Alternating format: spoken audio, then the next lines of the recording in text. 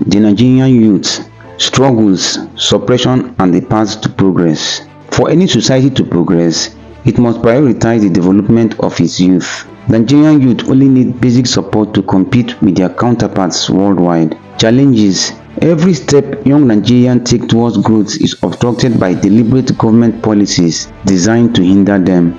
Formal education. Government schools lack competent teachers to properly instruct students, yet they have skilled examiners to set and supervise exams. Instead of addressing this shortcoming, the government blames students for poor academic performance. How can students, especially those studying science, excel without quality instructors? Many parents have seen their once promising children switch courses, not due to lack of willingness to learn, but because of inadequate teaching staff. Private schools, which parents turn to as an alternative, are also flawed, focusing more on profit than quality education. No nation can progress if its youth education is left in disarray. Entrance exams.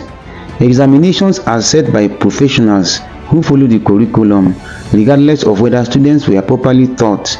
These examiners, from the comfort of their homes, create unnecessarily difficult tests to appear strict. Education has become so commercialized that it takes up most of parents' financial resources. Registration for exams like JAMB, Joint Admissions and Matriculation Board, is chaotic, resembling refugee camps. Students endure long queues on the sun for a process that could be easily completed online. Instead of simplifying things, authorities impose unnecessary hardship. Higher institutions. The situation in higher institutions is well known. Poor hostel conditions, overcrowded lecture halls, and some lecturers who seem to take pleasure in making students' lives miserable.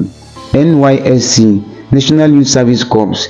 The NYSC program is one of Nigeria's biggest exploitations, mainly serving as a source of cheap labor to fill government vacancies that should be occupied by full-time employees. Most corps members are sent to schools where they teach despite not being trained educators.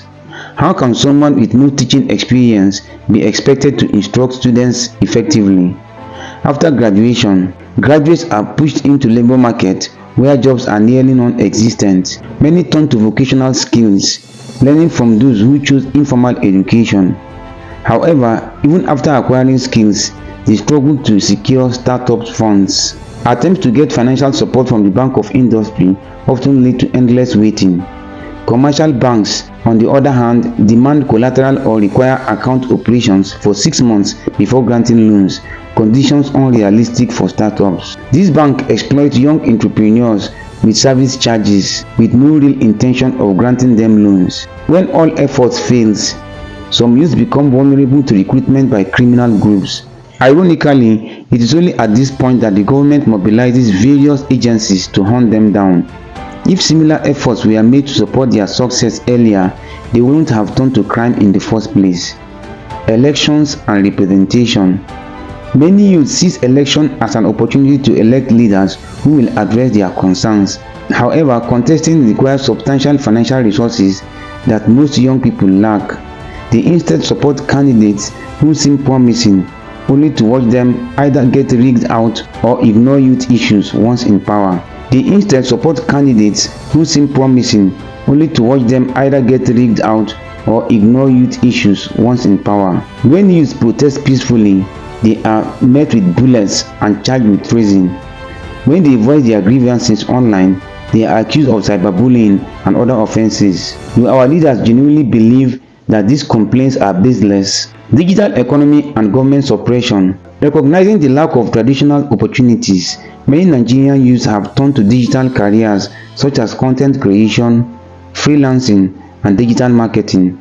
However, these new income streams are unfamiliar to the ruling elite and their security forces, leading to the wrongful profiling of young people as internet fraudsters. It's as if they have forgotten that global tech billionaires like Mark Zuckerberg and the creators of platforms such as TikTok and WhatsApp were once young innovators themselves.